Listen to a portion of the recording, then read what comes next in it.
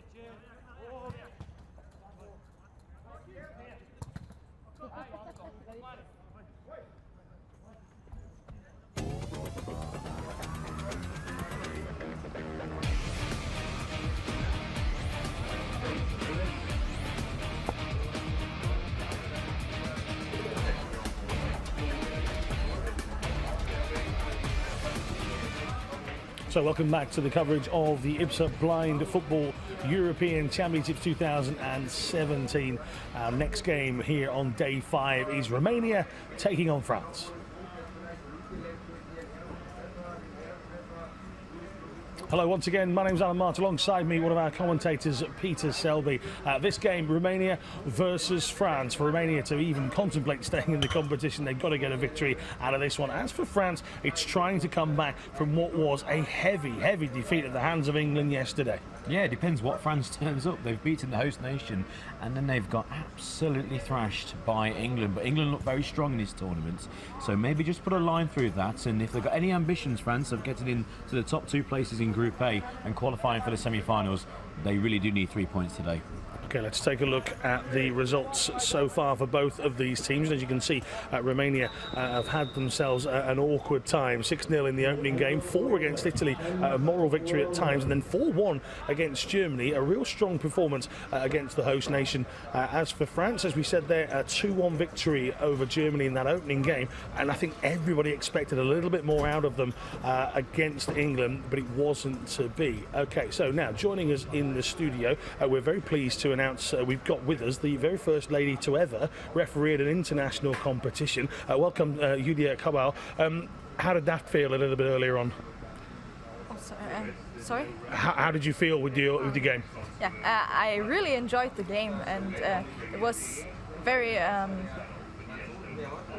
to say, it was a strong game for me, and it was the first for me here in Berlin. Yeah, it was a great experience for me to whistle part of Russia and Georgia. Over the last 5 years, IBSA have had lots of projects, and over the last year, the main incentive has been to get more women and girls involved in blind football. Over in Vienna a while ago, and this is a project that's funded by UEFA, over in Vienna there was a training camp, and lots of players and referees and officials all went to that. For you, what would you say to other females who want to get involved? Why did you get involved? I get involved because I'm a referee in German Blind Football League, so German Bundesliga. And first of all, I was a volunteer here in Berlin, and I just wanted to help here doing some referee stuff. And then there was a colleague was ill, and they nominated me as the following referee for him. And yeah, in Germany I often follow the matches, the match days. Yeah. Excellent stuff. I'm sure we'll see you again throughout the course of this tournament. Now let's take a look at some of the group standings. So this is Group A, as it is. England with those 6 points from their opening couple of games, and that goal for column is exceptional, Pete. That's just what they would have wanted. Big against Romania, even bigger against France. Italy coming up later on today. Yeah, just talking about England, we heard from John Pugh early on, actually, after the game we've just seen with Russia beating Georgia, and he mentioned that Russia, for him, are the favourites for the tournament. So if Russia are going to win Group B, it's going to be very important for England to go and win Group A so they avoid the Russians in the semi-finals. But talking about today's game, Romania, you can see they're rock bottom of the group, but France, they really do need 3 points. It's a must-win game if they've got a chance of getting into them top 2 spots. And if they do win today, they will have a chance, because Italy, they're playing England later, and if England, they are the favourites for that, if they go on and win, then there's going to be 3 teams really vying for that second place. Yeah, you feel like one more victory for England here against Italy, and there's a massive scramble in behind them then all of a sudden between 3 more big nations in the world of football. Let's take a look at Group B, shall we? Here, Pete, we've just seen a very good performance from Russia against a very battling Georgia. As Julia said, it was a physical contest for her to referee in her opening game. It can't have been much more physical contest than that one for her to have a go at. Turkey sitting in second there, a point behind Russia after that defeat to Russia in the opening game. Spain coming up against Belgium at 5 o'clock today, and then Russia against Belgium a little bit later on in the tournament as well. You fancy Russia out from here on in, and again, similar scenario to Group A. There's going to be a bit of a scramble between Turkey and Spain. Belgium have a chance to be involved in that, but they're going to have to turn over Russia or Spain in these next 2 games to even be in the mix. Yeah, you favour Russia to win the group. They've got Belgium next up, but I think the same applies for Spain and Belgium as with this game here between France and Romania. If France win, then they've got a real chance of finishing second. It's a must-win game for Spain as well against Belgium. 2 similar ties, actually similar in terms of the standard of teams as well. Spain will be the favourites against Belgium later on, as are the French here against Romania. Okay, and if you have any questions about blind football or the tournament itself here in Berlin, then you can simply ask our commentators during the game. Pete, how can they do that? Use social media at Euro 2017 Berlin. Go on Twitter and make sure you follow us. It means that you will follow the scores and what's happening here, and also who's going to qualify. Send your questions using the hashtag #TheSoundOfFootball. Right, Pete is off to the commentary box because the players are coming out on the field. It's our second game of day 5, and it's a big one for France. Let's hand over to our commentating team of Jonathan Bell, and he'll be joined by Pete Selby.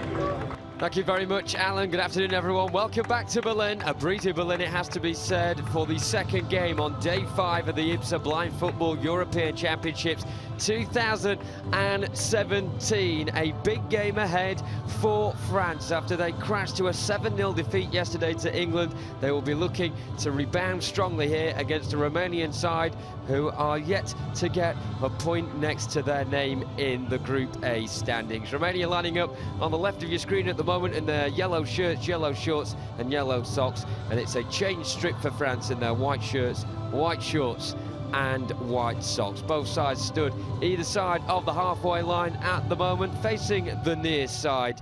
Both teams led out by their goalkeepers as we await the national anthems, starting with France. Wir hören zunächst die Nationalhymne von Frankreich.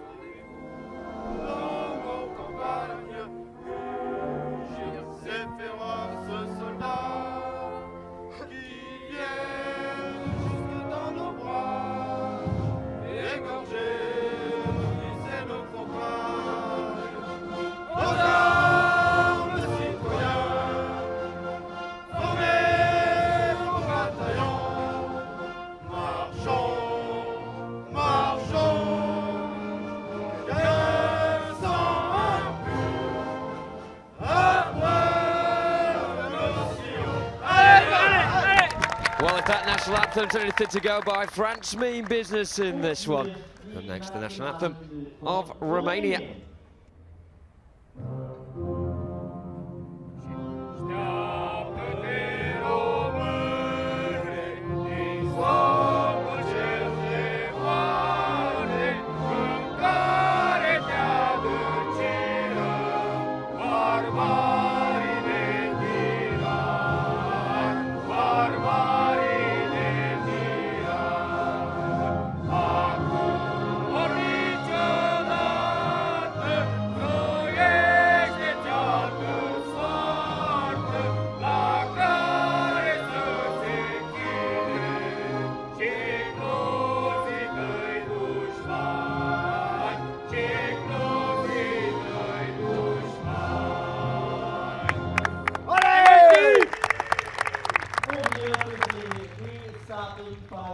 Big task for Romania then against the France side, who seem to be here with a spring in their step on their first game of these championships when they defeated the host nation by 2-1 in an incredible match here in Berlin, possibly the game of the tournament so far. But the Romanian side will be looking to keep the French quiet like the English did yesterday. They line up with Vlad Tofan in goal in his green shirt, green shorts and black socks. His opposite number, or should I say his fellow goalkeeper, is actually the guide, Marius Coralia, not named on the bench for this one. Injury problems have hit Romania over the course of these championships so far in that department. The only player to score for Romania, number 9, Florin Kovacs. He starts today for the side, managed by Sorin Lapadatu. As for France, a big post-mortem would have been carried out last night here in the team hotel after that disastrous performance against England. They were absolutely blown away by the Three Lions. It's a change of goalkeeper with Valentin Lebomian coming in for Julien Royer, who started that game yesterday. Martin Baron leads out France with the captain's armband around his left arm. And David Lebert, the man who, just like Gael Riviera, who also starts with the number 4 jersey, the 2 French goal scorers so far in these championships. Goals have been hard to come by for the French in these championships so far, and they'll be looking to certainly maximise their opportunities against Romania side, who have been pretty leaky so far in Group A. So both sets of players just shaking hands with the opposition in this one before they go to their respective side of the field. And of course we will have the coin toss as well. Referee today is Patrick Saponsoglu, and Andrew Page will also be with him on the pitch as well. An Englishman and a German refereeing this one. And of course, Pete, blind football, 2 referees on the pitch, something you're a big fan of. Yes, let's listen in for the toss. Yellow. Romania got the choice? Okay, just switch. Yes, of course. So, France got the ball. And the benches stay there. Okay. So it appears they're going to stay where they are. And yes, I'm a big fan of having 2 referees. I think many sports and many versions of football, especially the 11-a-side game, could maybe take a leaf out of blind football's hats and have 2 referees, 1 in each half. I can't see what the problem is there. And the benefit, really, and we've had it on a number of occasions in these championships already, is that if one referee has a better angle of an incident than the other, then one referee gives a goal kick, the other one can say, no, it was a corner, for example. And as long as the correct decision is made, and it only takes half a second or so for them to sort it out, I can't see what the problem is. But anyway, back to this game here. It's a must-win game for France, all in white, against the all-in-yellow Romanians, who are the whipping boys of Group A, losing 6-0 to England, 4-0 to Italy, and then 4-1 to Germany last night.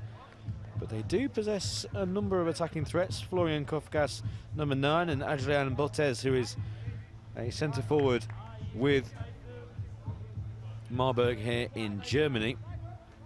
They'll be looking to get on the score sheet. But France so far, a 2-1 win against Germany.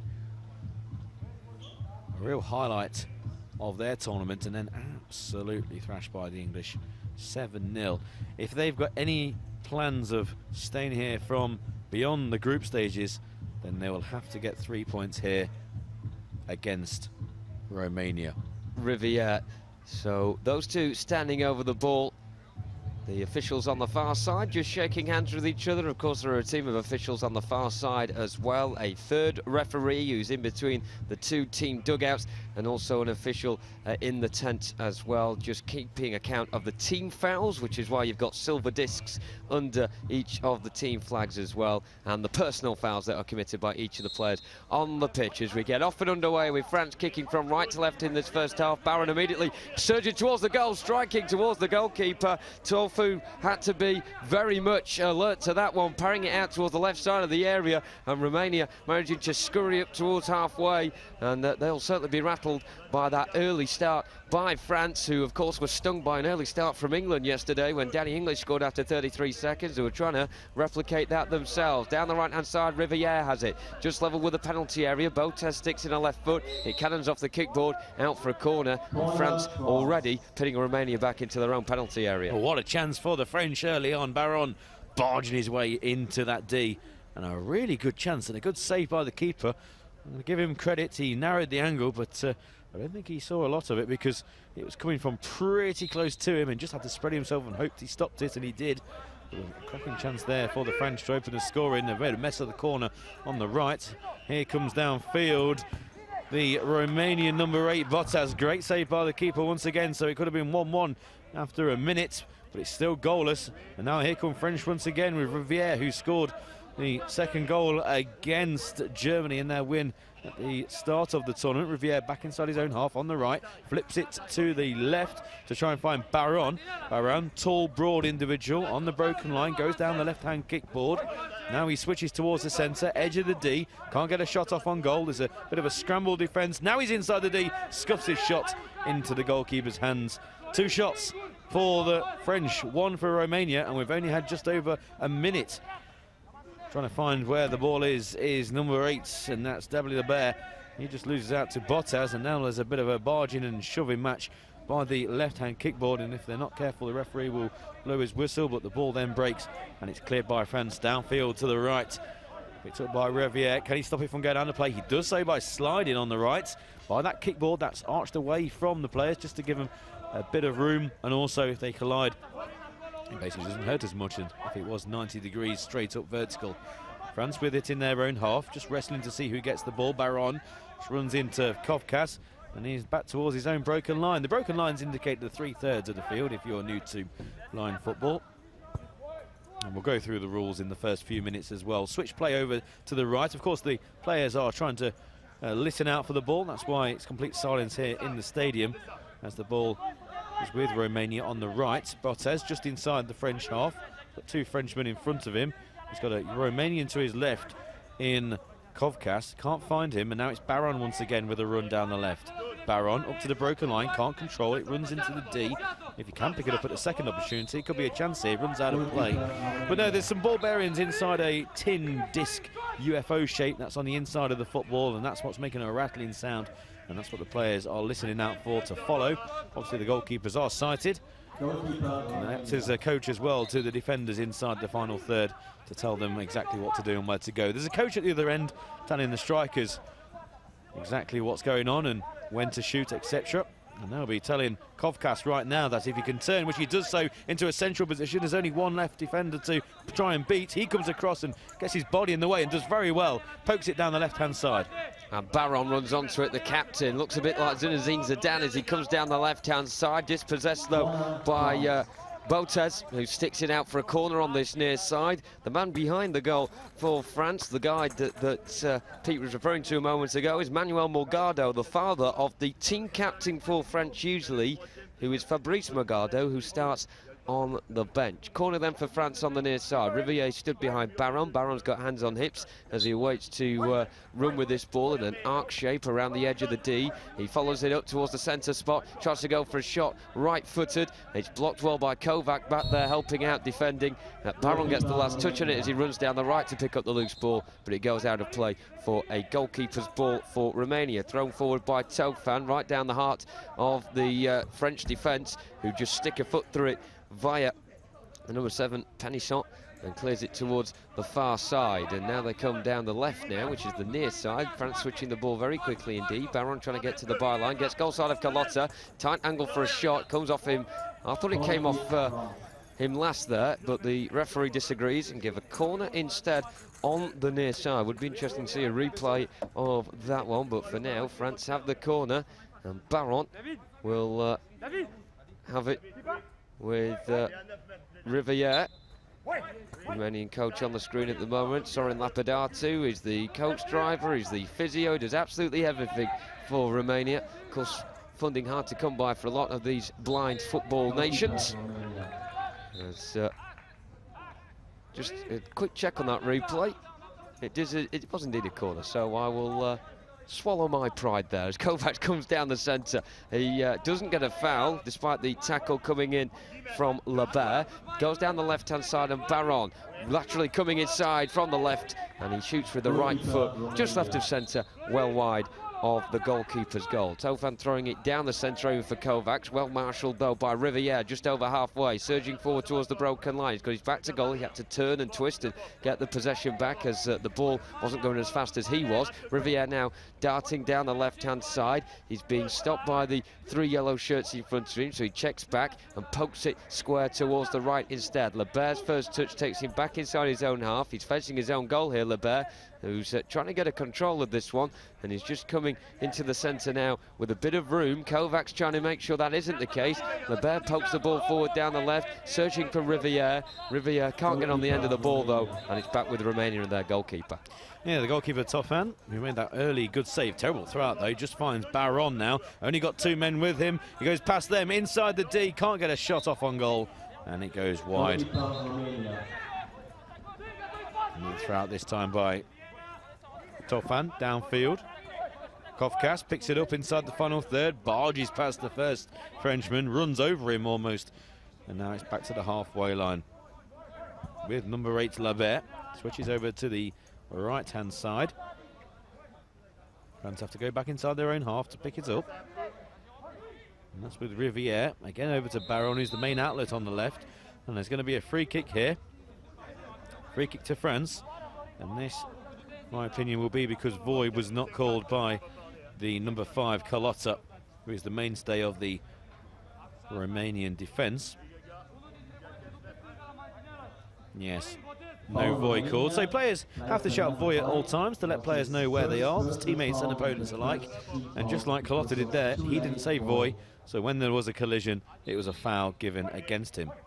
Baron goes himself down the left, stops as he gets to the edge of the D. Now comes into a more central position where you can have a clean shot at goal, but he just stumbled on the ball, still with it on the broken line. Nice pirouette away from the defence, stops again in a central position, switches play to the left. He goes back to the halfway line now to Labert. Labert just takes a second or two to get the ball under control. Now starts his mazy dribble, beats his fellow number 8, inside again to a more central position, collides with 2 defenders, still got the ball Labert. He can turn and shoot now right-footed, right into the number 8 for Romania, who got his foot there. Bottas, who's usually a centre forward, but did his defensive duty manfully there, and it's pushed back into the French half. It's with Kovkas on the right. Kovkas turns his man into the D. Kovkas with a chance, but he's going to get an opportunity from a free kick.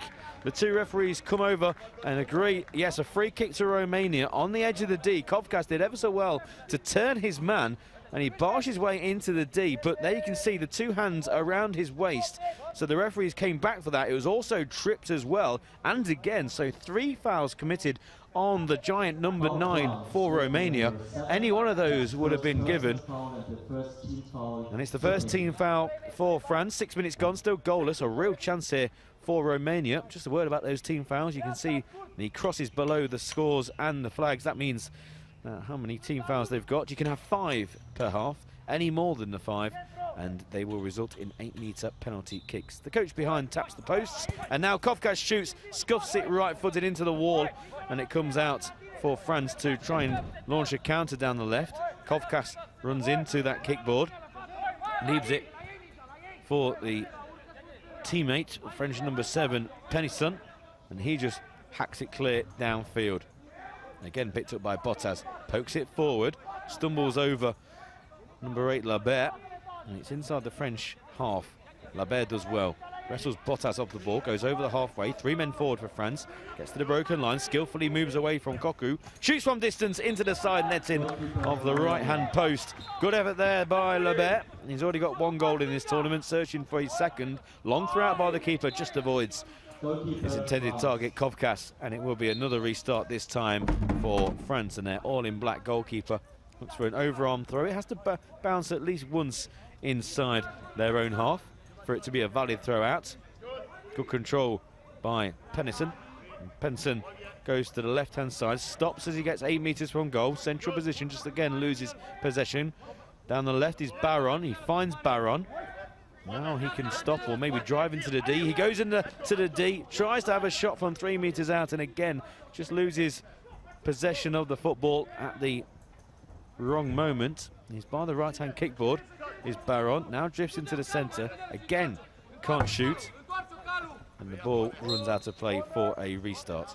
So 7.5 minutes gone of this first period, then still goalless between Romania and France. France for the set piece on the near side.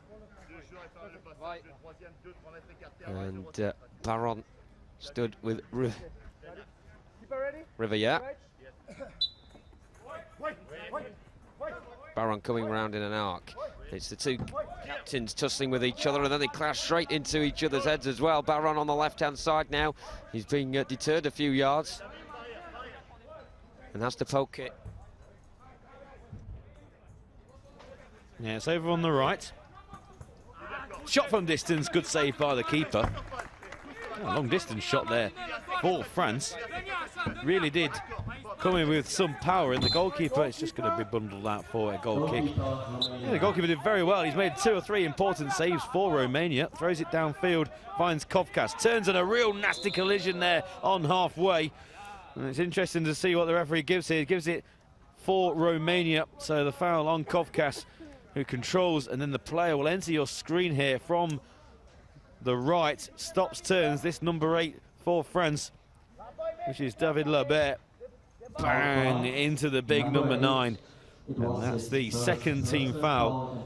And he's quite fortunate that it wasn't any more. It could have easily been a yellow card. Yellow cards are awarded. Again, 2 will result in a red card, just like 11 aside.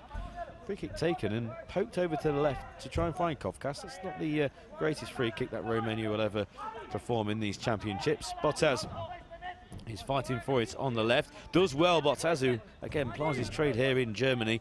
Really good centre forward for Romania, their main goal threat. Turns his man well. Now he's 10 metres from goal. Over on the left now. But Pennison does very well getting back for France.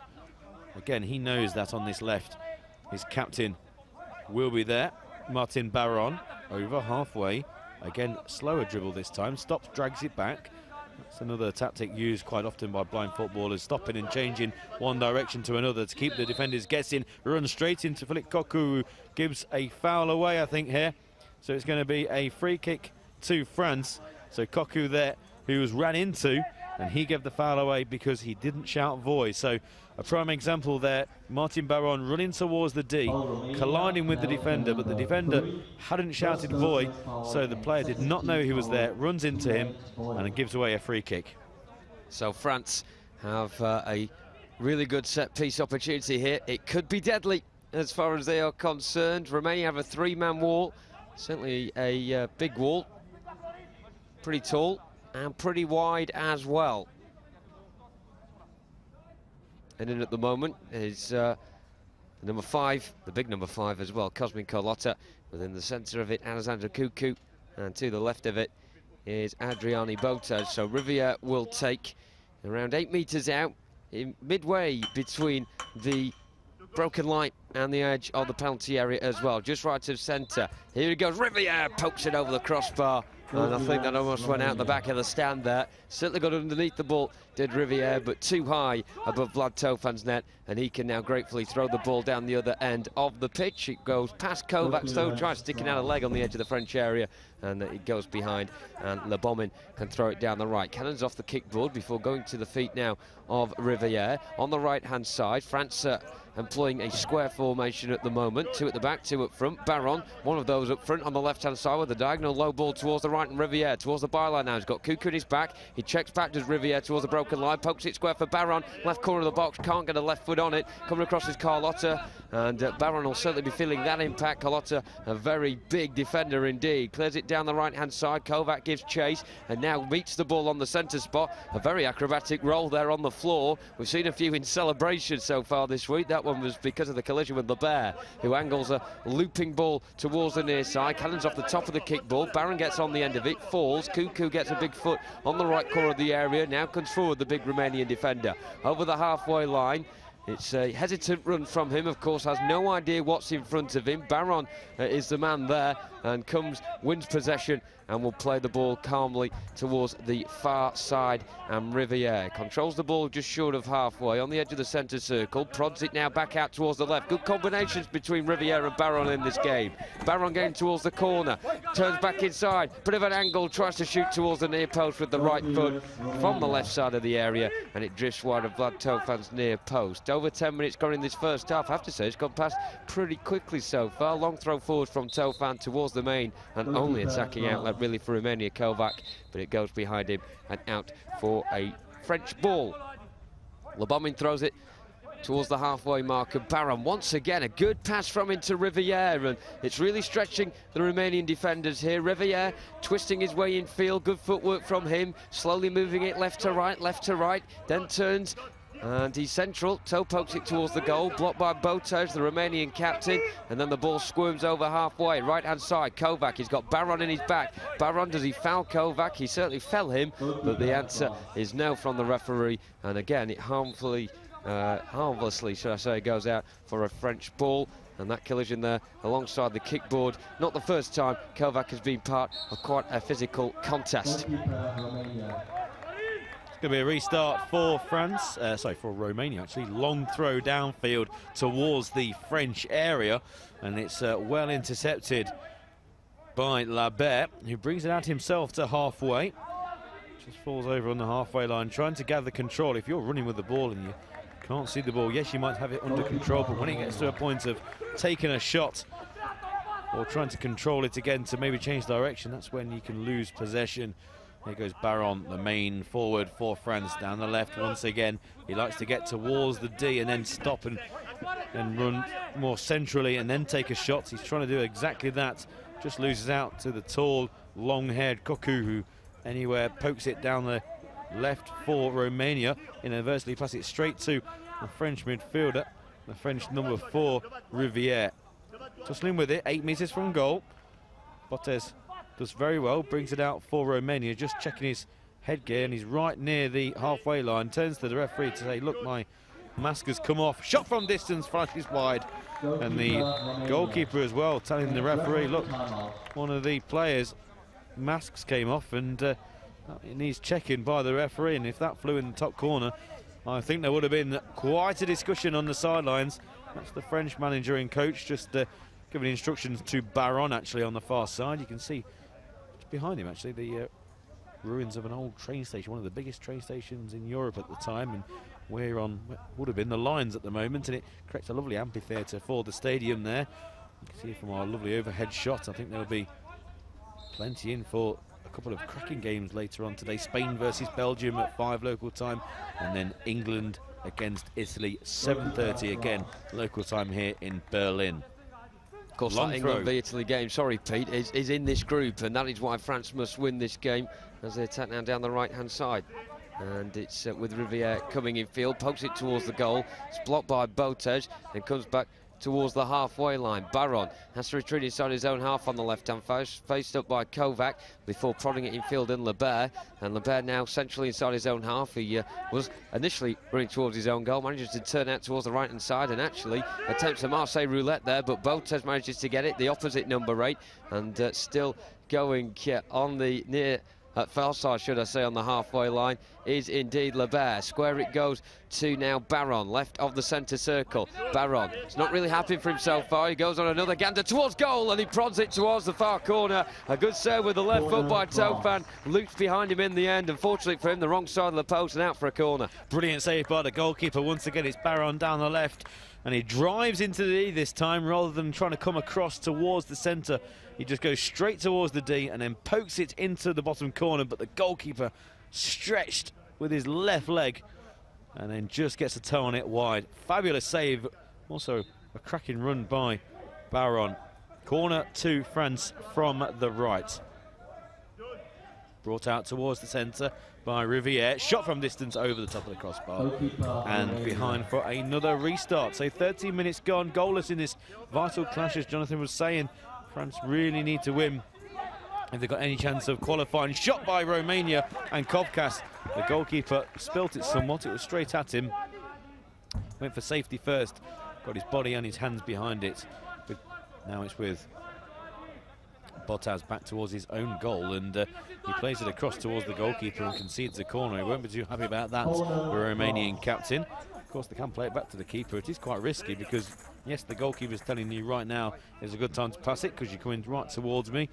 But of course, if you don't get a good connection on the ball, it could fly into the back of the net, and also you can see the corner. Here goes Baron. Try to run down the byline. Good tactic, just slightly out of play though. And it will be another restart to Romania. A long throw downfield, which is employed by many teams. Starts an attack quickly, and it's can't be picked up by Kovkas.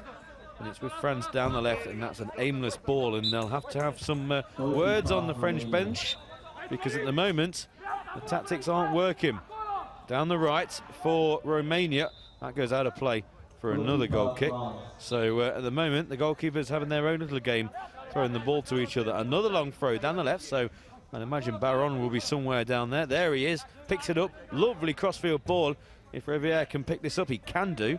Two players come across quickly, though. That's a feature of the Romanian defence. Very agile, and you've got players like Cocu, who's got long legs. Riviere shoots from distance. He likes a shot from nearer the broken line than the D. And this time it just hits off a defender, and it goes up the other end of the field, and they just momentarily lose where it is, and Kovkas can't pick it up. It runs towards the D, and France are struggling to get this clear. They're making a bit of a mess of it. Are they going to pass it back to the goalkeeper? Nope.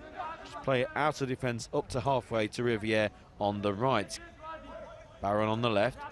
This is the intended target on the broken line. Lets it bounce off the kickboard. Baron drifts inside.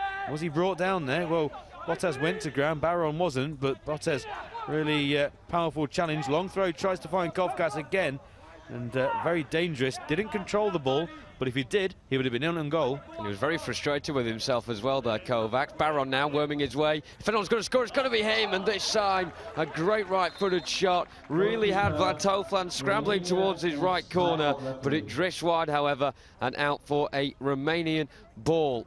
And at the other end, there may be a slight delay because the referee is just instructing the defender for France, who is Jerome Penisson, to just do his laces, and he's done that now, so he can restart from the back with Vlad Tofan bowling it down the centre of the field, again looking for Kovacs, well marshalled by Lebert, who stood in front of him, and then he had two players in front of him. One of them is his teammate Riviere, who was initially trying to tackle him there. Riviere just prods it down the centre. Baron, can he respond to this and run down onto the left channel? The answer is no, but it goes out for a corner nonetheless anyway, and the timeout has been called by France, who have certainly not made the ideal start in this game. You know what, Pete? It reminds me of the 11-a-side game in the Euro 2016. France opened things up against Romania, and it wasn't until the last few minutes in that game where I think it was Dimitri Payet with a super goal broke the deadlock in that one. At the moment, it's the 5-a-side team struggling to break down the Romanian defence. Hopefully we have a super goal in this, and if it's going to come from anyone at the moment, it's probably the French, which you would have expected, although the I do like the tactics actually for Romania. They're leaving one player up front at all times. It's either number 9 Kovkas or 8 Bottas. Bottas gets about the pitch a bit more, so he can drop back and help out with defence. And basically they're going to put 3 men on the edge of the D and say to France, well, you come at us, we'll try and defend it, and they're doing that manfully so far. And then if it goes out of play, our goalkeeper's going to throw quickly downfield. And you can see there the discussions going on the French bench, trying to break down this Romanian defence. But yeah, the Romanian goalkeeper's going to throw it quickly downfield. And if they do control it inside the D, and then a turn and a shot could be very dangerous for France. So don't rule out Romania here. They're a very able team. They won a qualification event before these championships to get here in Berlin. It was actually hosted in Romania itself in April. And the timeout has finished. Timeouts can be called, one per team, per half. Substitution going to be made. Going off the field is number 5 for Romania, and that's Cosmin Carlotta. Also looks like Kovkas is going off as well, so double substitution. Carlotta and Kovkas coming off. Coming on is 6 and 10, 6 Anut Anton, and number 10 Tabu Porn. So a double substitution for Romania then, and I'm surprised they've made such a stark change to their lineup. Cosmin Carlotta, should have been known Colossal Carlotta at the back for Romania. Has played every minute so far of their championships. That's their final group game, of course, the team in yellow. And I wonder if there's a niggle, or maybe he's got a bit of fatigue, perhaps, because coming on instead, as Pete mentioned, is Anut Anton. And of course, Romania so far kept France reasonably quiet, but Michel Baron, if anyone's going to score, it's going to be him. Here is Baron now, just on the edge of the centre circle. He's going to strike from a really far out distance there. It ricochets towards the near side, and Riviere. Kuko on the right corner of his own box manages to prod a right toe on it and get away momentarily. But Baron once again, waltzing his way centrally, shoots. May have stubbed his toe there as he shot, because he's limping. And also on the floor as well is Botez, the Romanian captain. And it's not looking very good at the moment for Romania and their captain. Vlad Tofan, the goalkeeper, who also works as the guide when he's off the field of play, is currently just stretching out the leg of Adriani Botez, but I think that's more of a joint problem than a muscular one. Botez slowly getting back to his feet again, and he's gonna limp off, and it's a sad end to what has been a good first half for Romania and their captain. Of course, their normal captain is Mihai Nistor, but I can't see him stripped and ready to come on. So I wonder what the change will be from Romania if they do make one. France are the ones who are going to make a change, though. A few moments ago, we saw Fabrice Morgado, their usual captain, warming up, and he will soon be introduced. I mentioned his father is the guide behind the goal, and he'll certainly be listening out for his dad in a few moments' time when he enters the fray. For now, though, Botez is coming off. The officials just working out if the French player is going to go off first through that very small gate or the Romanian one, and Botez is the one going off. They don't seem to have a substitution readied, do Romania. Kovac has took his eye patches off and his blindfold off, so he's not in a state to come on. And of course they want to put on an attacking change, but Carlotta would not be suffice. So Romania need to get themselves sorted here. I think the officials just grabbed a Romanian player and said, look mate, you're coming on, and indeed it is Cosmin Carlotta who will eventually be replacing Botez. Meanwhile, the French have completed their change now, and Morgado is the one coming on for the number 4, Gaël Riviere, who of course scored earlier on in these championships with that super breakaway goal against Germany. At the moment, they need that sort of inspiration here because it's goalless. There are 4 and a bit minutes remaining of this first period, and Romania have certainly done themselves a lot of justice in this game so far. So not much of a break for Carlotta, who comes back onto the pitch with quite a strange walk, sort of stumbles onto the field of play, but so far, clean sheet for Romania, and he'll be happy. Yeah, a real loss that. Adriani Botez, their main attacking threat off the field, and not looking like he's going to come on anytime soon. Here goes Baron, though, over the broken line on the right this time. Just runs into a defender. Koku's back there, and now he's the anchor of the defence. The furthest player forward is Tabu Porn, who is one of the substitutes, well worn back by Labert. Labert just pokes it forward through to the goalkeeper, and now he's going to look and think, whoa, where's Botez? Where's Kovkas? They're not on the field. His long throw is going to go straight to a French player, and I think that's not going to be the first time that happens in this match, as The cool wind continues to blow here in Berlin. It's Baron on the left kickboard, back towards the halfway line, switches over to Labert on the right. In fact, on that right-hand side, it's the newly brought on substitute, and that's Morgado, Fabrice Morgado. Very busy, but lacking control on the edge of the D, and it's brought out again by Romania, but I fear now that most of the play will be in the Romanian half. Here's Labert, crossfield to Morgado. Morgado inside the final third, trying to repeat the performance. Switch play to the left, he's done so, and Baron just can't avoid the grapple of Colata, and if he gets you, you're being shifted out of the way. Long ball downfield, straight out for a restart, and there's going to be even more substitutes and more activity on the Romanian bench. That's going to be in a short while. In the meantime, Romania have it in their half. Poan, who is the attacking threat, he's back inside his own half. Tackled well. Here goes Morgado. Can't get past the long legs of Cocu on the left for Romania, but it's still with the number 9 for France. Battling in front of that Romanian dugout. Gets the better of Cocu. Stops. Nice pirouette away from the tall number 3. Switches over to the left, where again Baron is. Can Baron get past Coletta? He hasn't got control at the first port of call. Coletta takes out his own defender, and now Baron finds himself on the right-hand side. Around about 8 metres from goal. Back heel to Morgado. Morgado, lovely little try to pirouette away from the 2 defenders, and it's not gone anywhere nearer the goal. It's still along an imaginary, say, 10-metre line. Now Baron injects a bit of pace. Although for France, he's gone back to the halfway line. I want him to be heading towards the D, just like Gael Riviere is doing. Can't get a shot off on goal, and it goes out for a goal kick, and it's going to be the substitute that was delayed, and eventually, and to the cheers of the Romanian fans, number 8 Adriani Botez is going to be on the field. So on comes Botez for Colata. So Botez, how well he's going to be, actually, to be honest, because he's been injured in this first half, but they need to get him on the field. There's a timeout being called, so it gives him an extra bit of time, a minute to be precise, to actually get back to some sort of fitness, and a bit of a plan being thought out on the Romanian bench. They've got under 2 minutes to survive until half-time, and then they can gather their thoughts again. So just talking about the players, each of the players have gauzes over their eyes, actually, to stop. If you put your hands out, it means that you can't like poke anyone in the eye or interfere with anything there. So they have gauzes, they're taped down across the eyes, and then they have an eye mask on top, and just so everyone has the same degree of vision, i.e. none, you can see on the left hand side the tapes being put on them gauzes, and then, like I said, the blindfolds again put on. They're all B1 level athletes, so again, full blindness.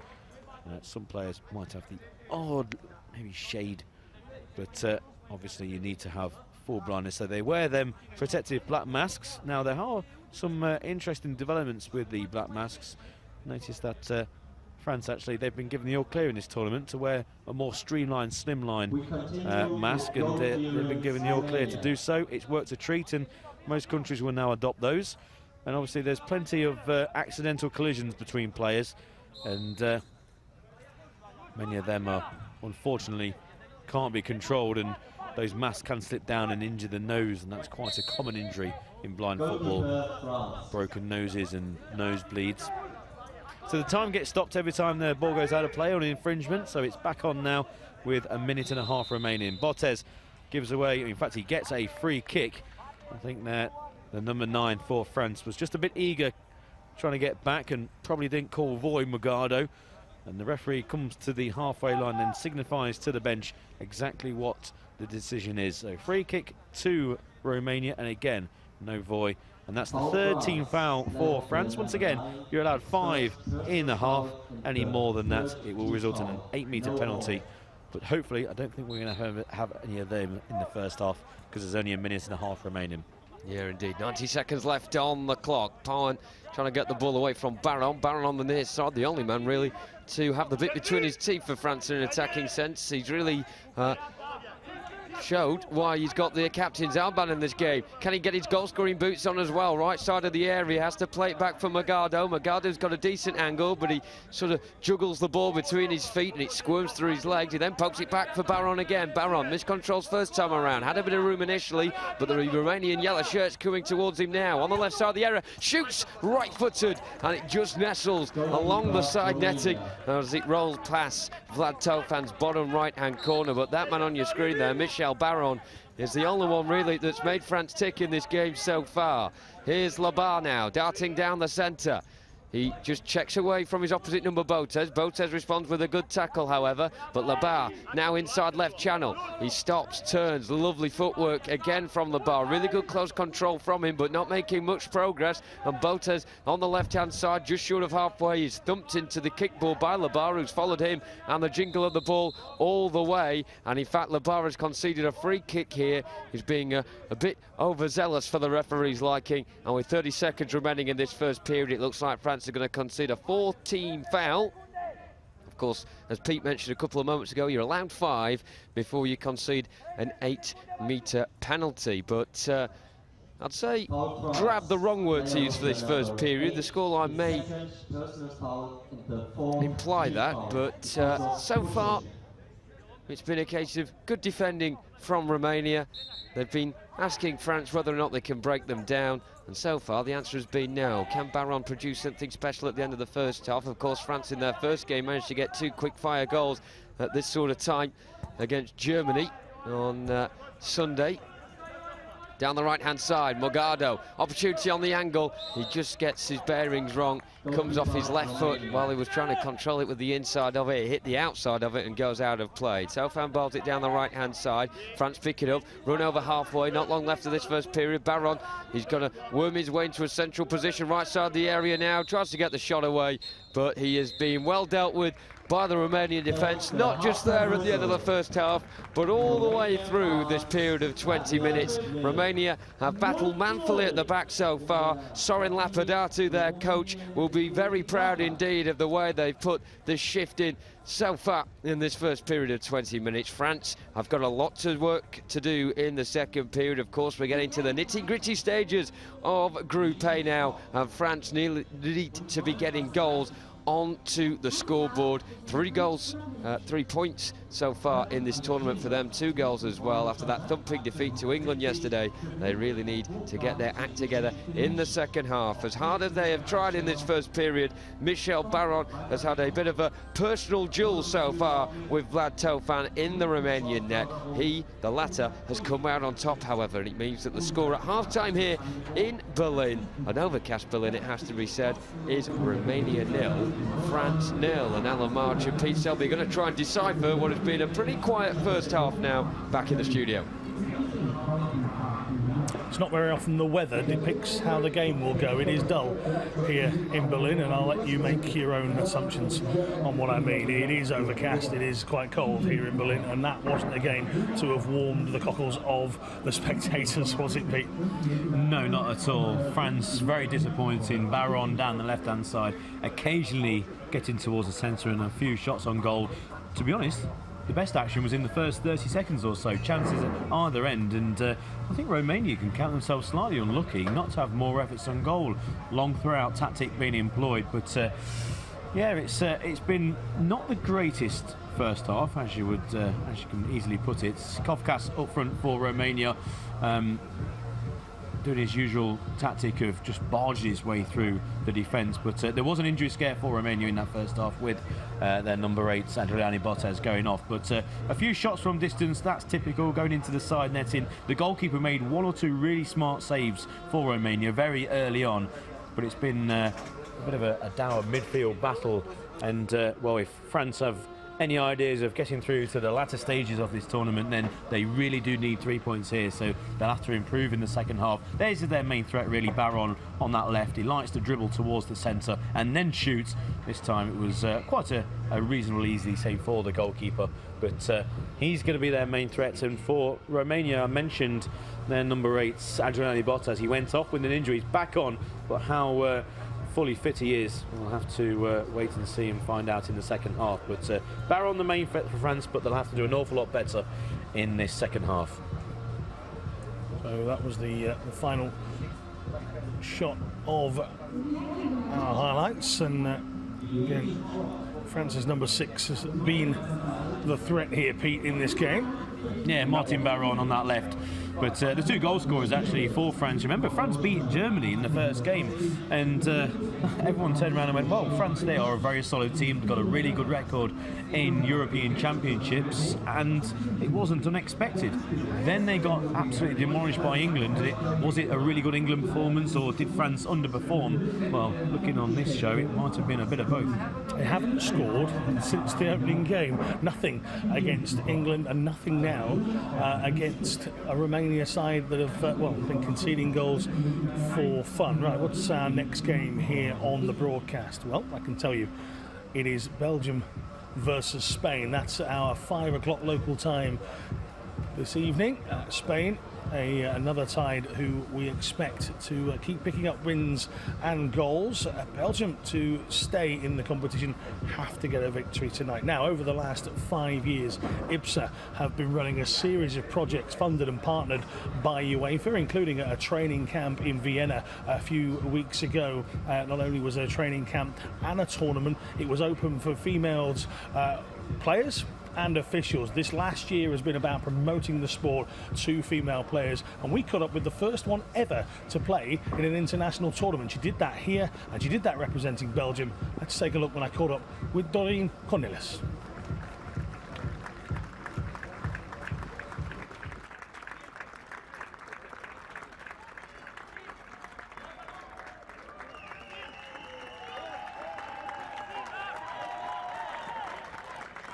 Wir sagen herzlich willkommen auf dem Feld in Berlin.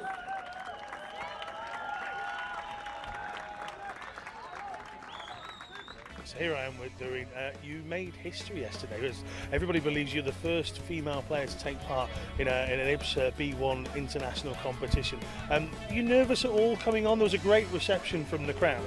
Yeah, it was awesome, but at that point I wasn't nervous because it was already 6-0. So, and I was very much in the game. So it was mostly after the game that I was feeling so grateful for the public being so enthusiastic about it. There's been, over the last year, a big project from IBSA to try and involve more female footballers in the sport. What would you say to any young females, or even females of your similar age? What would you say to them about getting involved?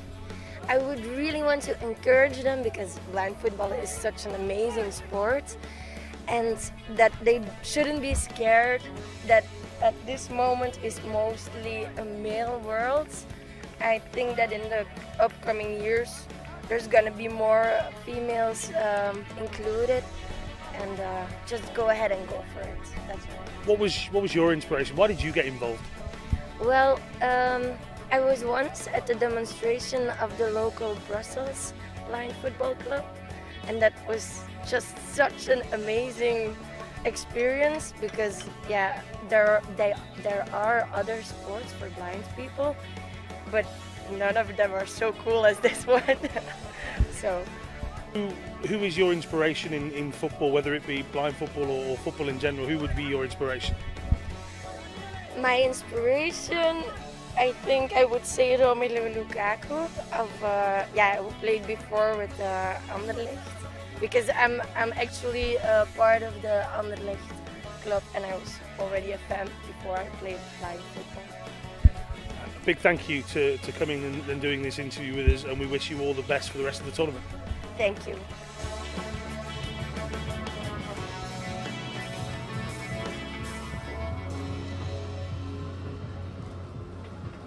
Really good from Doreen Cornelis, explaining why she got involved in the sport, and we're very glad that she did. A huge reception here in Berlin when she came off the bench to make her debut. She also took part in the second game as well.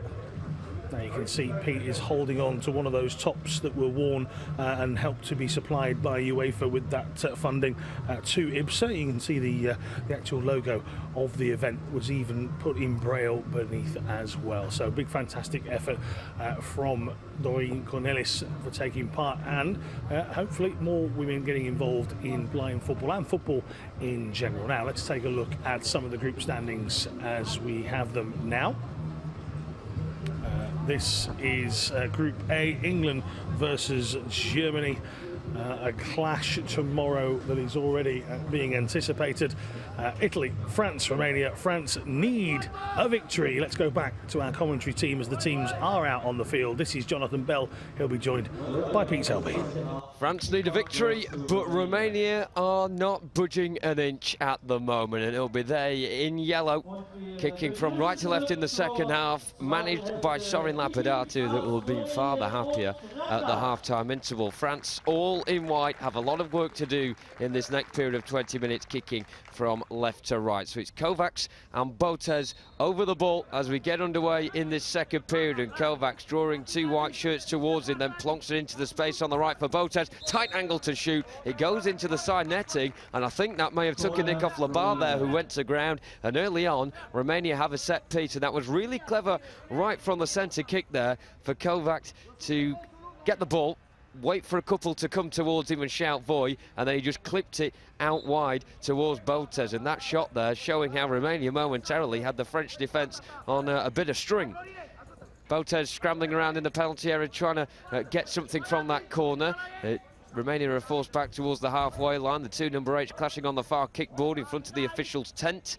No wrongdoing here, though, with Botez and Labar, still the two battling away just short of the halfway line. The ball is diagonally switched from left to right, the near side now, and Morgado. Morgado goes on the outside of Cuckoo towards the kickboard, stops the ball on the broken line. Really good pace from him as he tries to skip away from Botez. He's been forced out wide. Now on the far side is Morgado. These players really moving swiftly from one side of the pitch to the other. Morgado just dancing down the left-hand side of the Romanian box, but colossal Carlotta coming across and managing to see the ball out of play. Thrown forward from Tofan, down the left-hand side, over halfway. Kovacs trying to scramble towards the loose ball. He's got two French players in front of him, and Kovacs a bit too keen there for the referee's liking, coming across and clattering into Penisson.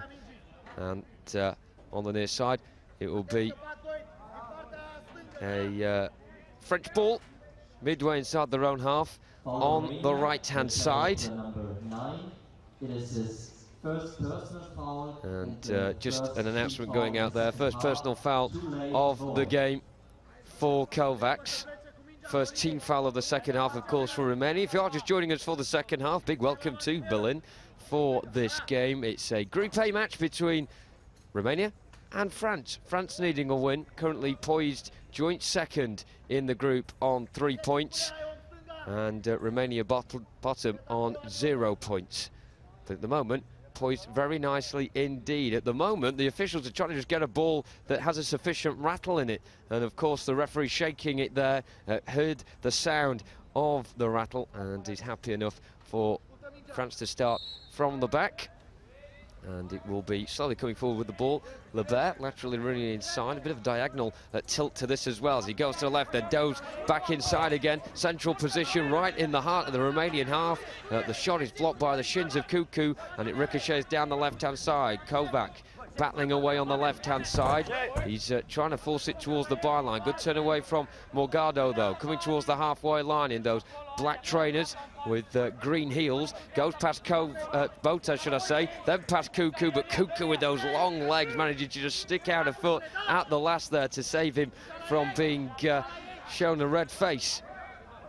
Given a red face, should I say, by Morgado. On the far side, Baron has possession around 5 yards over the halfway line, comes back towards halfway in a central position now, plays it right-footed low towards the right, and Morgado. First touch from him wasn't the greatest, but the second touch is very good as he manages to find Baron again on the left-hand side. Martin Baron, the captain, gets towards halfway. He's coming from the left towards this near side, the right. Tries to swing a couple of right feet at it before he gets connection on it eventually, but it goes straight to Botez, who runs down the left-hand side. He checks in field and plays it square for Kovacs, who's got his left arm out. I think he's more concerned about where the volley calls are coming from the French than the ball momentarily. He eventually manages to get a bit of purchase on the ball as it goes across the face of goal, but 2.5 minutes gone in the second period and we're still goalless. Long throw out by the French down the right-hand side.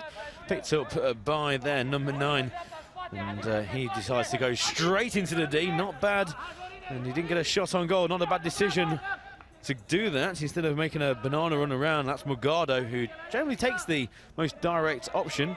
Labert on the left-hand side decides to go straight again into the D. Left-footed, right-footed shots wide of the right-hand post. Normally he takes it with his left, but this time shot with his right. And, well, 2 quick opportunities there for France. Kovkas down at the other end. Can't get the better of the 3 French defenders.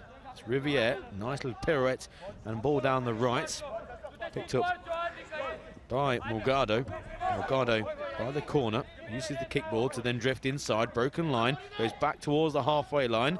Now he stops, lovely little drag back and away from Koku, goes down the right, but just got his bearings wrong there and took his shots into the kickboard, and that goes harmlessly behind for a goalkeeping restart. It's with France down the right, again Morgado, burying his way into the Romanian defence. Goes over to the left-hand side, where again Baron will normally operate. Here goes Baron trying to go straight between. There's a bit of a impetus and purpose to these French attacks early in the second half, but as yet goalkeeper's not really got an awful lot to do. It's going to be a restart again for the Romanian keeper. Long throw out, try and find Kovkas. That only goes into the mid-drift of Labert. Controls, now he's on the halfway line, switches over to the right to Morgado. Morgado can't pick it up. Philippe Cocu is back for Romania, just tangling with the French number 9. And Morgado switches play to Baron. They like to switch play from left to right, right to left. Shot from distance, wide of the right-hand post. Took it quickly, did Baron. Not a bad idea. The goalkeeper watched it go wide, and I'm not too sure if it was going to go in the right-hand post that he would have got there. This would be a fantastic angle for the shot. You can see that on the replay. The game's going on top left-hand corner. Here's a run by Labert up to the edge of the D, and that shot there by Baron. Look at that, it's close. I think the goalkeeper was not going to get there. He was looking on, hoping it was going to flash by the post, and he brings or breathes a sigh of relief. Up to the halfway, and Baron, left-hand side. Now he drives towards the Romanian defence. Past the broken line, edge of the D, right-footed shot goes wide as well. Virtually the same post and the same distance away. The Romanian coach not happy at all. It's wave after wave of French attack. French all in white, switching from left to right. They need to win this game to really stand a chance of getting through to the latter stages of this tournament. Morgado, number 9, on the right, again drifted inside, 8 metres out, back on his favourite right foot, shoots, and again off target, this time wide of the left-hand post. Plenty of possession, plenty of attacks, but not getting their shots on target. Kudos to the Romanian defence, though. They are limiting France to shots from wide or distance rather than down the centre towards Vlad Tofan's net. At the moment, though, there is a bit of a discussion going off between Soran Lapadatu, the Romanian coach, and the goalkeeper Vlad Tofan.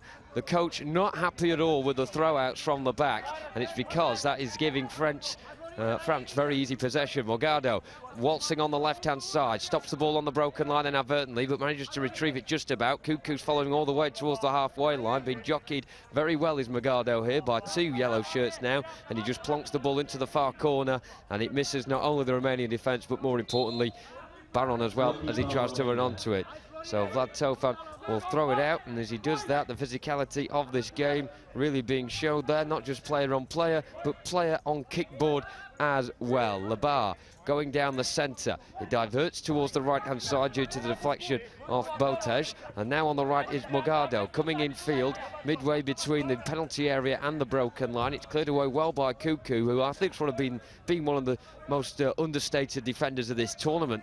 Baron going down the left-hand side, just in from the kickboard, goes at central again. Another chance for him, but guess what? Kuku's in the way once again, and he just absolutely mows down any attack coming towards him. Baron back on the left. Kovac in his back now. Kovac trying to go over the halfway line. Doesn't really do pace, does Kovac, but he certainly does power and strength. And he's now going into the back of Labar, who's in the left back position. He's got the option of the goalkeeper if he wants it. He gets the shout from the bomb-in as well, who now has the ball and plays it out towards the right-hand side. Morgado has it, turns nicely. Cuckoo meets him, so Morgado goes in field instead and plays it towards the left-hand side. Good low pass, angled ball as well. Baron gets a good first touch on it, but Carlotta collides him for the second touch, and it goes out of play behind for a France corner on the left-hand side. And in the big context of this as well with France, first couple of games you can afford to lose, especially when you've won your first one against Germany, but when you lose so bigly against England there, going sort of Donald Trump with the word bigly, but they've got to win this game against Romania. As Baron goes into the box, can he score now? The answer is no. Tofan saved it right hand side of the box again. Baron goes for a low effort, and once again it goes behind, and I think the French finishing is as bad as my vocabulary at the moment, Pete. Yes, it was a bigly effort, as Jonathan would say, though. It went wide of the right-hand post, and it's going to be a goal kick again to Romania. In the meantime, though, Kovkas is coming off for Romania. That's not a good sight at all if you're a Romanian fan. They've got Botez on the field. Those two, they're real main attackers, so one going off. Fingers crossed that Botez, who actually had to go off with an injury in the first half, he'll be okay. There's Baron eventually getting a shot on target, but it was from point blank range, and the goalkeeper, to be fair, did very well having one knee on the ground. Many people be familiar with the goalkeeping style. Actually, I like to refer it to as a cricket fielding style, where you go down bent on one knee. So if you don't field the ball or stop the ball with your hands, it does hit your body and stop going past you, obviously into the back of the net in blind football. Long throw down the right towards Bottas, who picks it up for Romania. Cute angle, can't score from there, goes out for a goal kick. So once again, just a few words about the sport of blind football. It has to bounce actually inside their own half when the goalkeeper throws out, just like Julien Royer does for France down the right, left-hand side. It can't be picked up by the attacker, goes through, and he's going to have another opportunity. The goals are actually an awful lot bigger in blind football. There you can see the problems that the Romanians have on the bench. Just having a bit of a break, it looks like.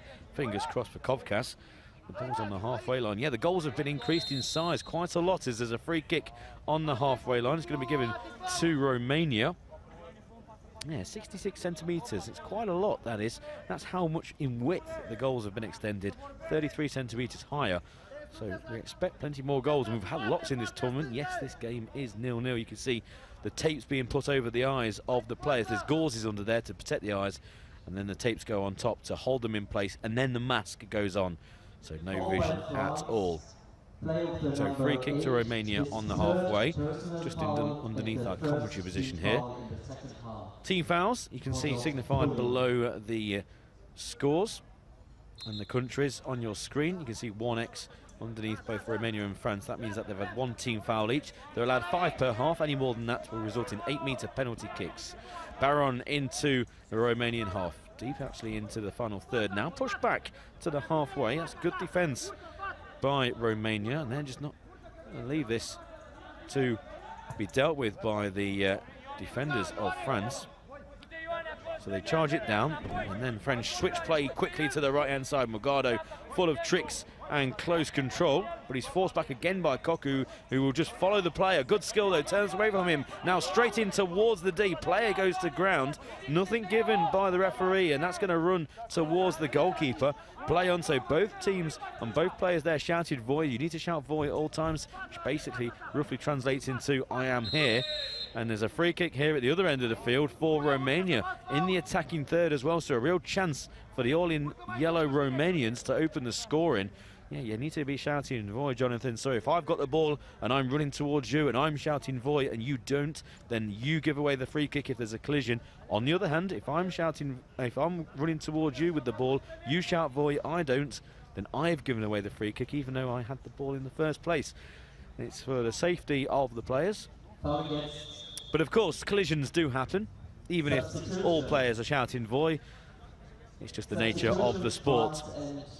So free kick to Romania, a couple of yards in from the kickboard on the right, and around about 3 or 4 yards in from the broken line. The broken lines, they do signify the 3/3 of the field. Substitution taking place. Coming off is the French number 6, Martin Baron, one of their main attackers. Coming on will be number 9. And 9 comes in. In fact, number 5, Arazeki, actually is on the field. So that is going to limit the attacking threat for France. And remember, they need 3 points here. If they don't get 3 points against Romania, well, they're really up against it, and they'll rely on others for progress to the latter stages. Top 2 from each group go through to the semi-finals. You'll notice here the coach tapping the post behind the goalkeeper, telling the players exactly where the goal is. It's Kovkas going to scoop it towards Bottas. Ball's bouncing inside the D. Struggling to clear the ball are the French defenders. Eventually they do. There was a half chance there for Bottas, who turns away very skillfully. Inside the D now, can't get a shot off on goal, and it goes out for a goal kick. There was a nearly possibility of a penalty, or it could have been even worse for that for a French player. Nearly brought him down, but a chance there for Romania. Bottas with a lovely bit of close control there, getting away from the substitute for France. Arazeki, who now is trying to bundle forward into the opposing half. He has the ball on the near side, probably the biggest French player that they possess is Arazeki. He's chasing the ball now towards the far side. This is going to be a collision, isn't it?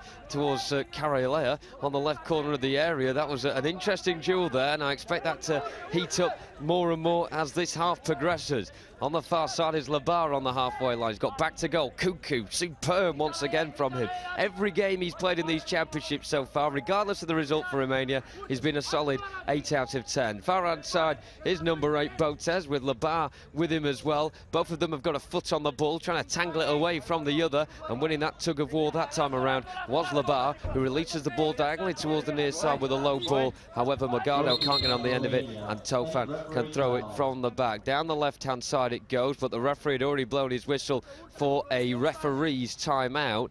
I'm not sure why that is. I think he was just talking to Cuckoo, who may have got a bit close in person with our cameraman there a couple of moments ago. I'm not too sure what happened in that corner of the pitch.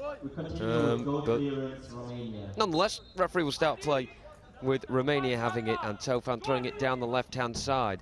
Down the left-hand side, Bottas getting close towards the byline. Can he keep it in? The answer's no, but it did take a deflection off Riviere, and it will be a corner on the near side for Romania, who are actually, instead of backs against the wall, defending things and keeping a clean sheet, they're pushing forward more and more as the half progresses, and could get a shock lead here. Of course, any of you watching of an English persuasion will certainly be cheering on Romania in yellow here. Bottas coming in from the left-hand side, goes back onto the left as he was cutting in field there. Did it come off a French arm? The answer is no. The ball will then be kept in on the byline. Good turner from Bottas, who's really coming into his own element here, but he can't keep the ball in play. Good rugged defending from the French, and it is the goalkeeper for them, Valentin Van Bommel, throwing the ball high down the left-hand side. Importantly, bounces just inside his own half before it goes into the opposition territory. Kovac spinning around the ball, eventually gets a prod on it towards the near side, but it goes to the other team, and Magado in white for France. Turns in field, really good chance. Oh, he kicked.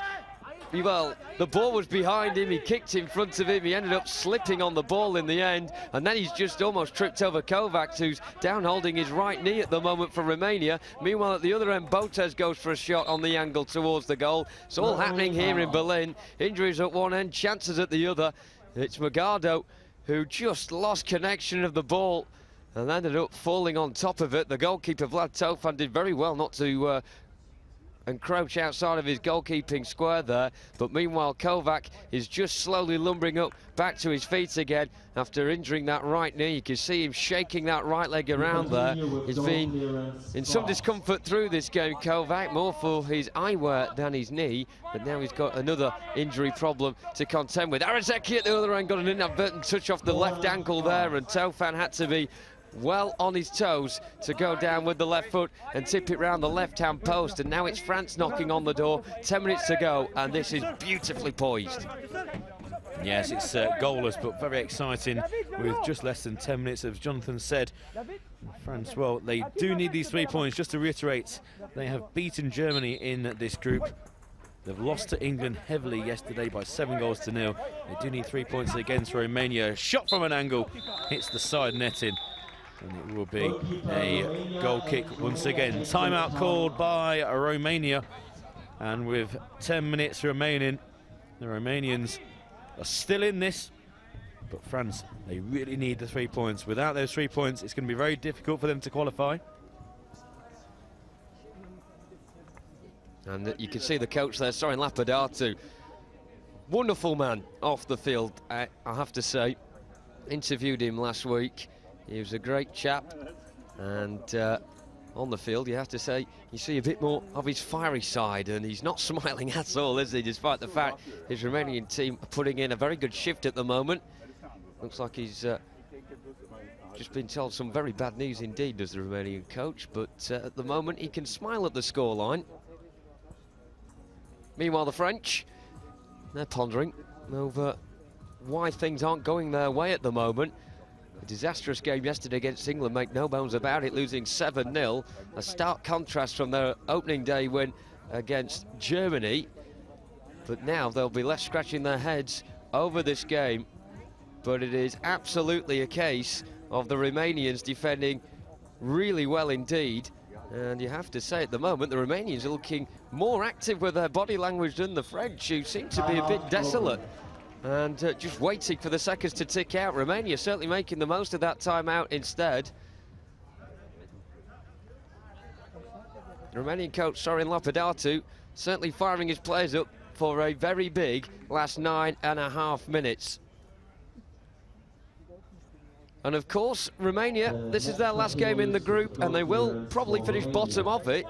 However, they still will have further games in this competition. There's 9th v 10th, 8th v 7th, 6th v 5th, etc., etc., to determine exactly who finishes where in the standings.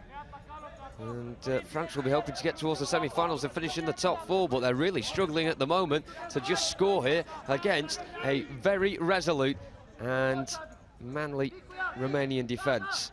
Botez striding down the centre.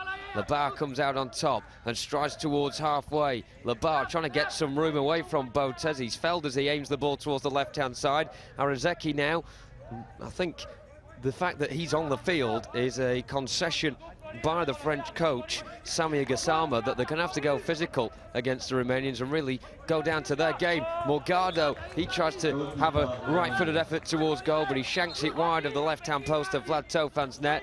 He then bowls it down the inside left channel. Botez lets the ball just cannon off his shins and then just puts the ball under his foot before coming inside. A volley called by Morgado, which means that when he fell Botez there, it was legal because he got the ball and made Botez aware of exactly where he was. Botez has a second bite at the cherry now.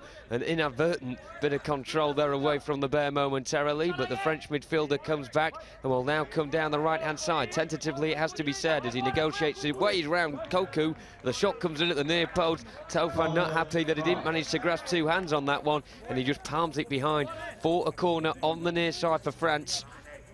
8 minutes to go, and to be honest, since Martin Baron, went off, their captain, they haven't really created many opportunities, and I am surprised that he's not on the field at the moment. And Rozeki goes across to the near side to bulldoze his way through then from the corner. He stops just in front of the right corner of the penalty area, side on towards the goal, dummies well, gets towards the right angle of the penalty area, but then he fluffs his lines with the ball just stopping underneath his big feet.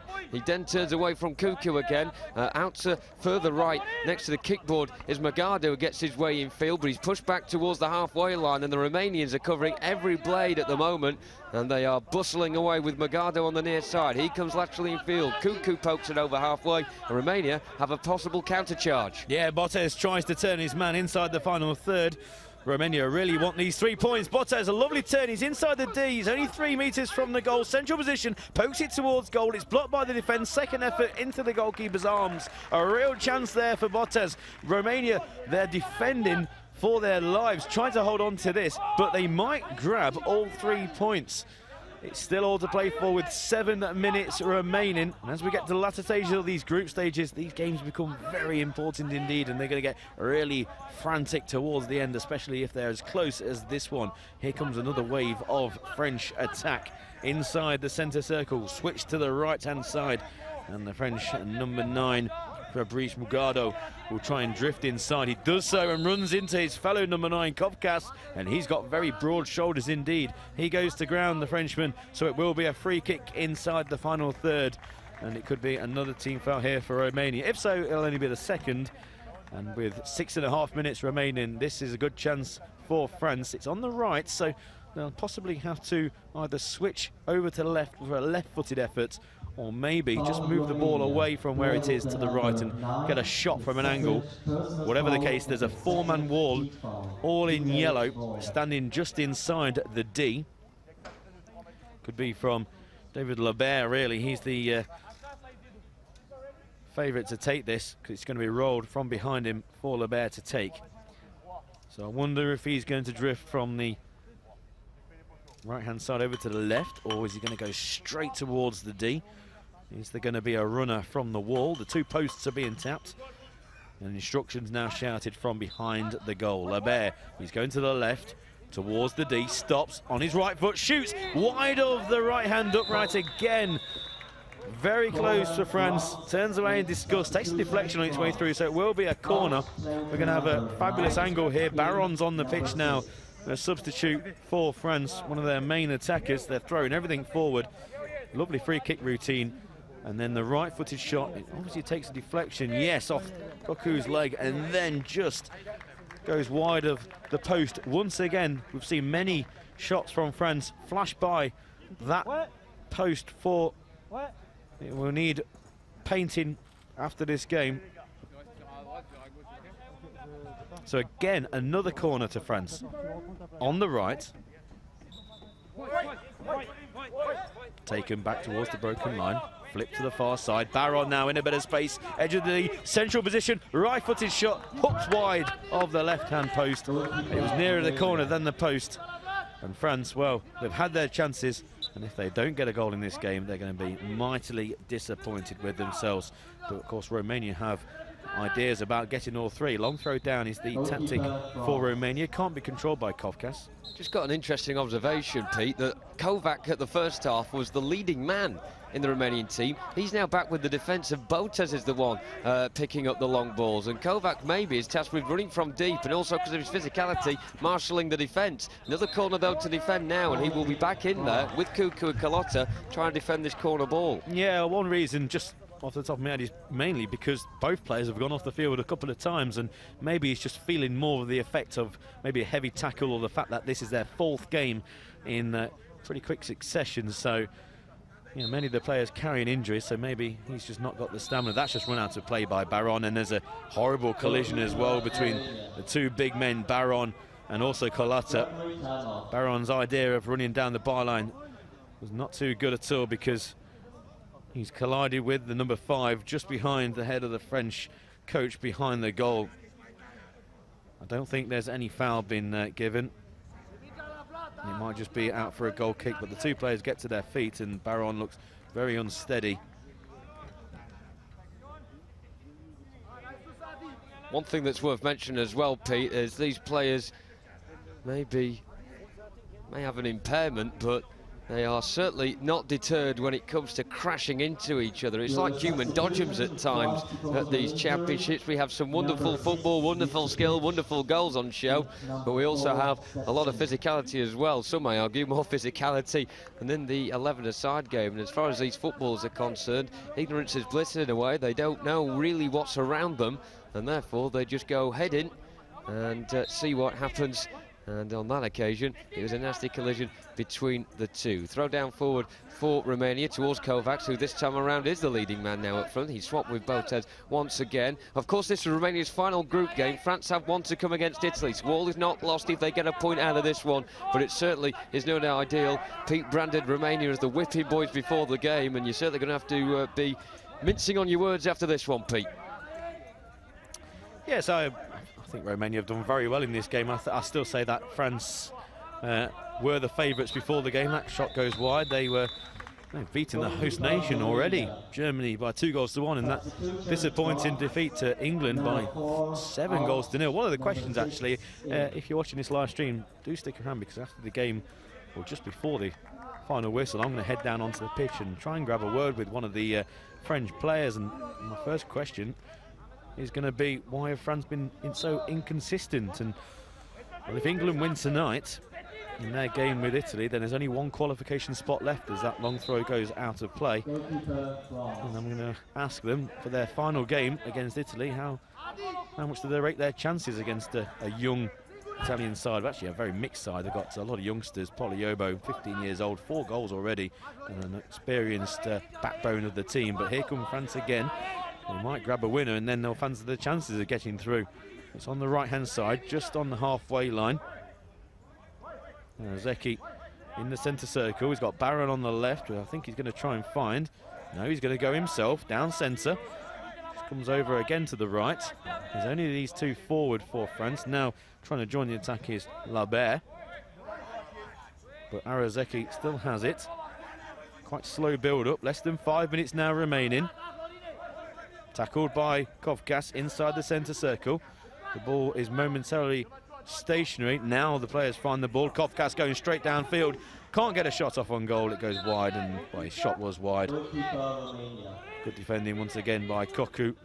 Long throw downfield. Kovkas this time, he controls the ball, and now there's only one defender between him and the D. Just overruns the ball slightly, and he might have a second opportunity. Nearly a golden chance there for Kovkas and the Romanians.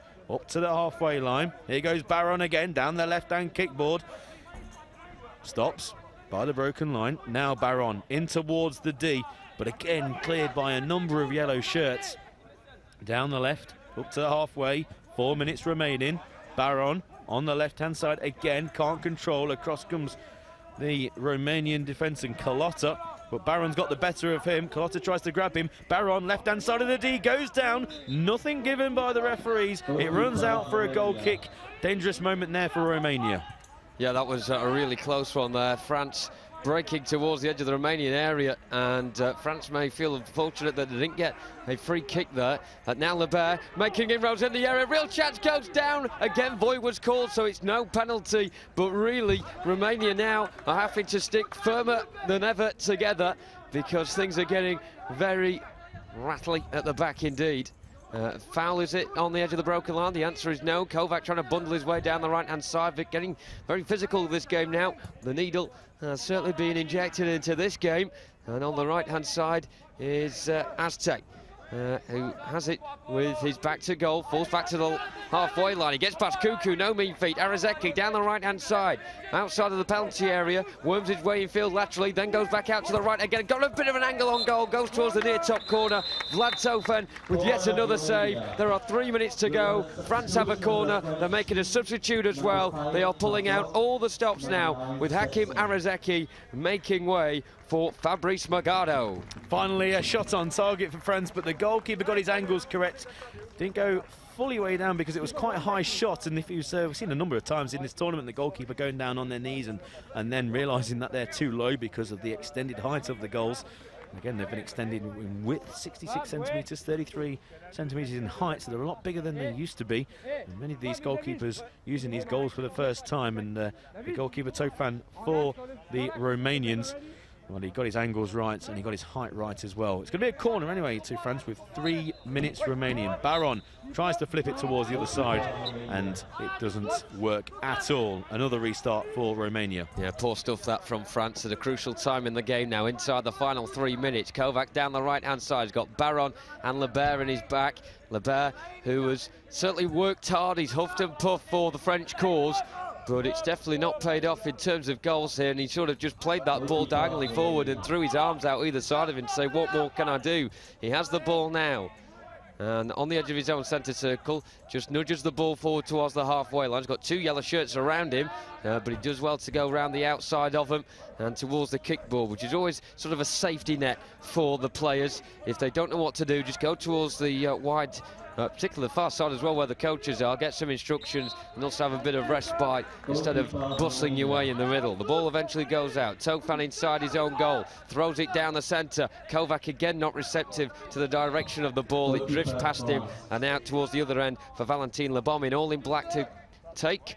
He's not done much in this second half. In fact, he's not even wearing goalkeeper's gloves, Lebomin, as he bowls it down this near side, the right channel for France. On the ball now is Magado, coming forward towards the edge of the Romanian penalty area. Good tackle from Botez, who's been outstanding for Romania, as has all the players in yellow. Now Magado, right side of the area, manages to muster a shot towards goal, but it drifts wide of Tofan's left-hand upright, and he again hurriedly gets on with things. Of course, there can be no time wasting in this sport because the clock is stopped, so there'll be no time to waste. Kovac darting down the centre. He's got three players around him. He was further from the goal than I think he expected, and that left-footed shot was very tame indeed, and Lebomin comfortably saving that one. Throws it down to the other end, and Baron just weaving his way in field, gets past three players, real chance, and he hits it wide again. Not the first time.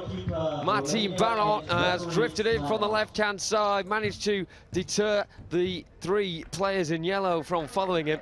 As he goes towards the right side of the area, he just stabs it wide at the near post.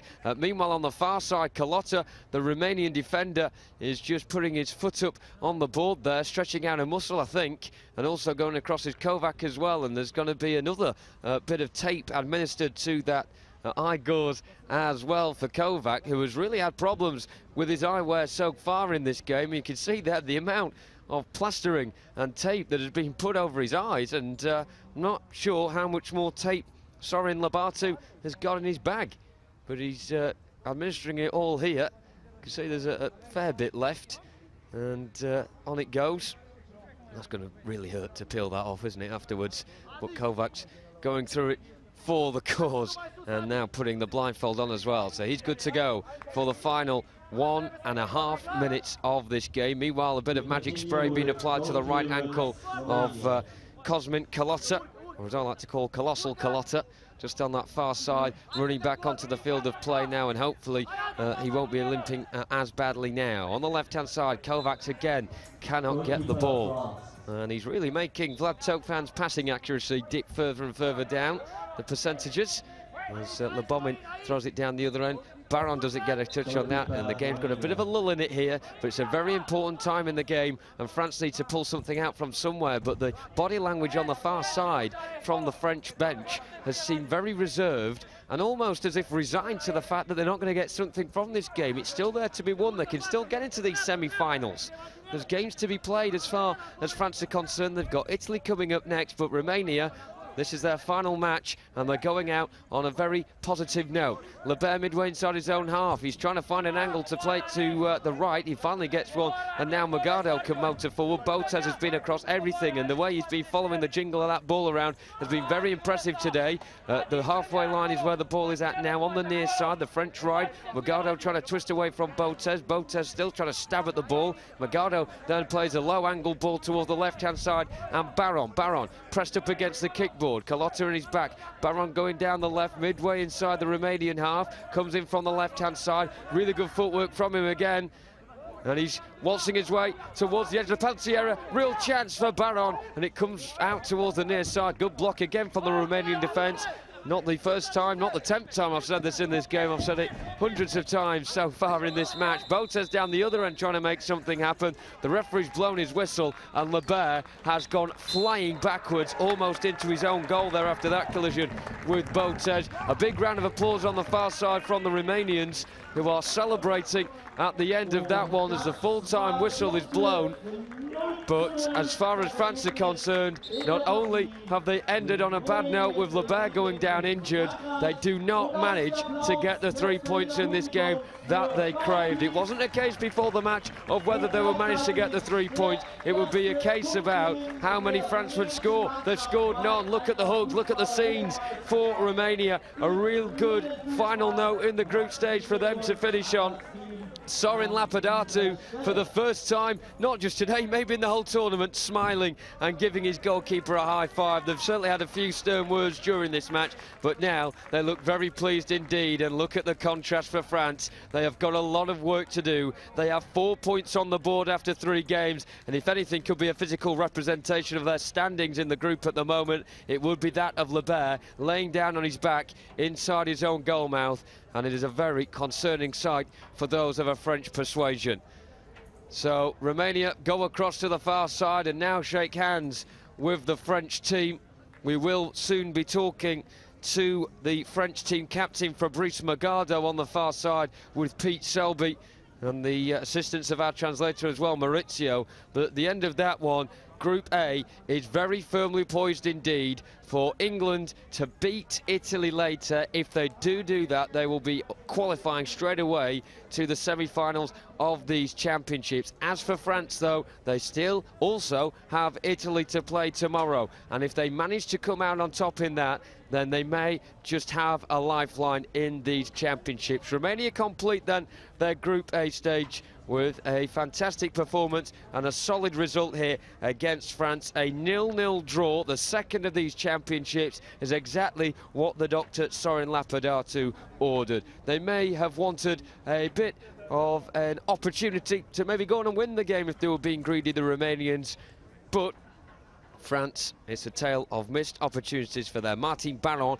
he started with the captain's armband. He certainly was ferociously knocking at the door, almost kicking it down at one point, but Vlad Tofan had a very good game in the Romanian goal, and a big word as well for those yellow shirts in front of the Romanian stopper in order to keep that clean sheet. So full time then, Romania 0, France 0, and we are now able, I believe, to go down to pitch side and talk to Fabrizio Magado of France.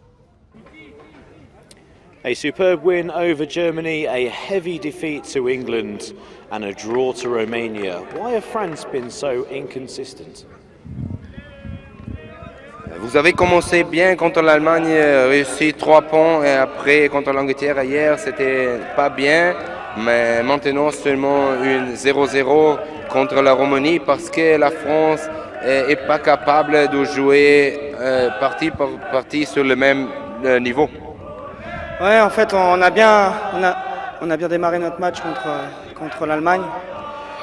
Après, contre l'Angleterre, on est passé complètement à côté, donc c'était vraiment compliqué pour nous au niveau du moral, quoi. Et là, on a essayé de se remettre sur les bonnes rails sur ce match contre les Roumains, mais malheureusement on a eu des occasions, mais pas assez efficaces. Donc voilà, on a dominé ce match, mais on n'a pas fait ce qu'il fallait devant. Yeah, well, we played very well against Germany and then against England. After the first 2 goals, we lose it also in our head. And today, yeah, we try to make a big effort and put everything in. We had a couple of opportunities to go to score and to go and lead, but in the end, it wasn't enough. And yeah, there's a 0-0 in the end. If England beat Italy tonight, so there'll only be 1 qualification place left in Group A. How confident are you for beating Italy and having a chance of qualifying for the semi-finals? Si l'Angleterre va battre l'Italie ce soir, ils sont qualifiés pour semi-finale et il reste seulement une autre place dans le groupe pour aller en semi-finale. Vous êtes confident que vous pouvez battre l'Italie et même après 7-0-0 continuer en semi-finale? Oui, bien sûr, on peut battre l'Italie. Maintenant, c'est clair que devant, il faut qu'on soit efficace, qu'on joue mieux aussi collectivement. Et il faut gagner en sérénité, c'est sûr. Maintenant, voilà, on va se réunir ce soir, on va discuter, on va essayer de corriger ce qui ne va pas. Et puis, il faut absolument qu'on se remette sur les bonnes rails pour demain. Yeah, of course, we are still convinced that we could beat Italy, but it's a lot of work in front of us. Tonight we get together, we need to discuss and correct a lot of mistakes we did today and do it better tomorrow, but sure, we are still convinced we could beat them and go through the semi-final, of course. Thank you very much, and good luck with your final Group A match tomorrow against Italy. Well, they'll be dancing in the streets of Bucharest, won't they, with that one? They were certainly dancing out here on the pitch. Romania celebrating a point with that goalless draw against France. It doesn't lift them anywhere in terms of positions, but whilst you were watching that interview, we were looking out onto the pitch, and Jonathan Bell is with me. They were absolutely dancing around, delighted that they've picked up a point, and might they should be as well. That was a superb performance. They definitely deserve that clean sheet. It's been a long time in coming as far as they've been concerned. Of course, shipping 14 goals in the previous 3 games before this game today against France. But I do feel for France. Of course, that win against Germany on the first game for them seemed to set them on their way. That 2-1 success against the home nation really gave them some positive steps for them to build on. But then that crashing defeat against England yesterday really has taken the wind out of their sails, and the hangover today was there and very evident indeed. Not being able to beat the goalkeeper for Romania, Vlad Tofan. And when you're not scoring against a team that's conceded 14 goals in 3 games, I'm sorry, but it's not good enough to get to the semi-finals. There's a lot of work for France to do in their final game against Italy tomorrow, and they'll be keeping a very keen eye. They may be reluctantly keeping a very keen eye on the game tonight against between England and Italy, because England look as if they are the team to beat in this group, and France, they're waning away a bit. Just 6 shots from Romania in the game, 23 from France, and they failed to register at the back of the net. Let's take a look at some of the highlights of the second half. And they are all chances that don't get taken. One just wide of the keeper's left-hand post. Early doors here, and they kept creating. Jonathan, give them the French their credit here. They kept going. That's not far past the post at all, and not a lot the goalkeeper can do on that occasion. They just, I mean, that's a good save. They just could not find the back of the net. Yeah, most of these highlights consist of Martin Baron, the French number 6, who of course was wearing the captain's armband today as well. And he led like a leader. The problem was that the rest of his teammates struggled to comply with that as well. They did knock on the door as the half progressed, but it just wasn't their day. They did not bring their goal-scoring boots at all. And Romania, I was delighted for their coach, a great bloke off the field, and their team as well. They've battled really hard in this championship so far, really given a lot of impetus for the Romanian Football Federation to continue to look at the Romanian programme and give it the more funding that it's been getting recently and continues to deserve. So, well, Romania met France head-on, quite literally on occasions, and there was a wall in front of that goal, and they were not letting France pass, were they? So, a 0-0 draw. It very much feels like a victory for those gentlemen in yellow. And they will be heading back to the team hotel in a moment, as we see just one more chance here that just could not squeeze between those posts. As Pete Selby keeps telling us, the goals have been extended. Maybe France will have to wait another 2 years for a European Championships to see if they extend the goals even more so. Right, what's coming up still here on day number 5? Well, it's Belgium against Spain. Another big game, this time for Spain, chasing down Turkey and Russia in their group. That game starts at 5 o'clock. It's only 3 here. We've got nearly a couple of hours to wait until that one. We will be back with you a little bit later on for our coverage of the IBSA Blind Football European Championships 2017.